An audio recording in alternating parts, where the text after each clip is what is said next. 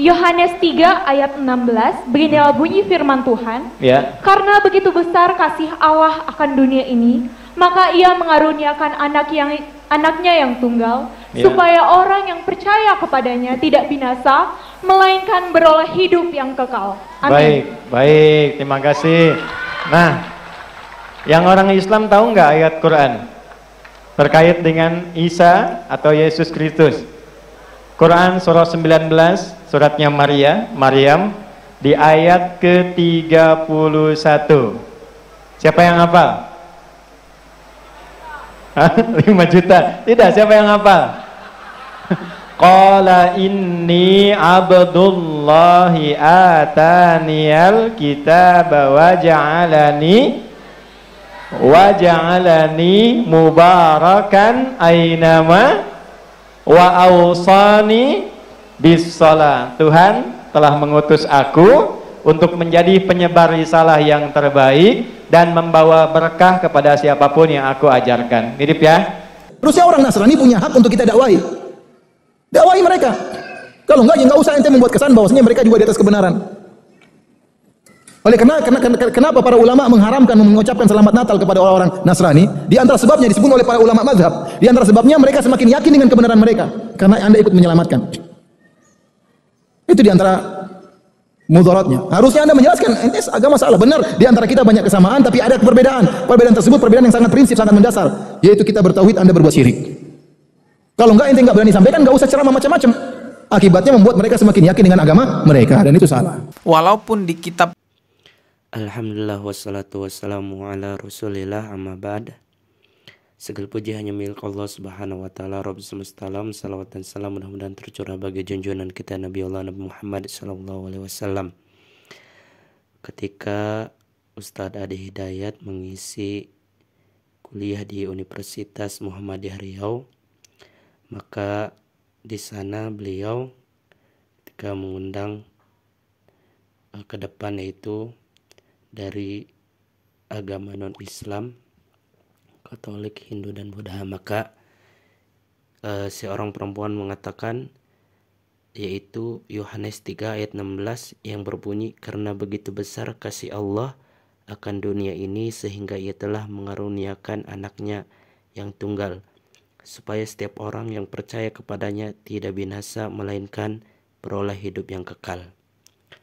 Nah, maka di sana Ustadz Adi Hidayat menyebutkan bahwa Yohanes 3 ayat 16 ini sama atau mirip dengan surat Maryam ayat 31, tapi beliau menyebutkan dari ayat 30 yang berbunyi, Qala inni abdullah ataniyal kitaba wa ja'alani nabiyya wa ja'alani mubarakan aynama kuntu wa awsani bis-shalah bis-salati waz-zakati ma dumtu hayya.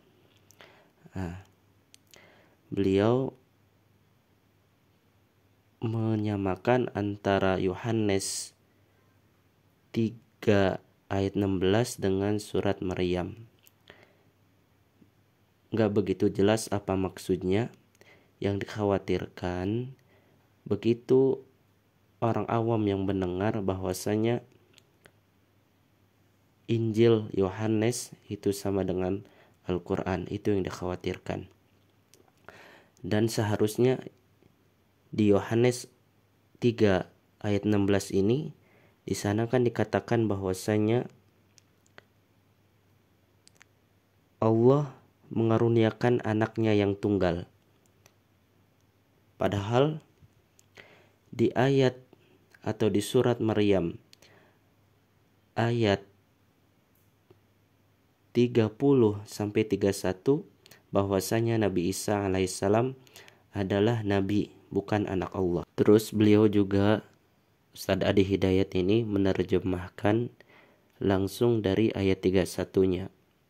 Padahal kalau kita baca arti dari surat Maryam ayat 30, dia Isa berkata, sesungguhnya aku hamba Allah yang memberi kitab Injil, dan dia menjadikan aku seorang nabi, dan dia menjadikan aku seorang yang diberkahi di mana saja aku berada. ya.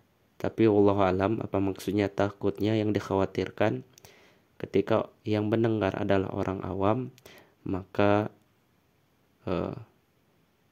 orang awam akan beranggapan bahwasanya ya kitab Al-Quran itu sama dengan kitab Injil.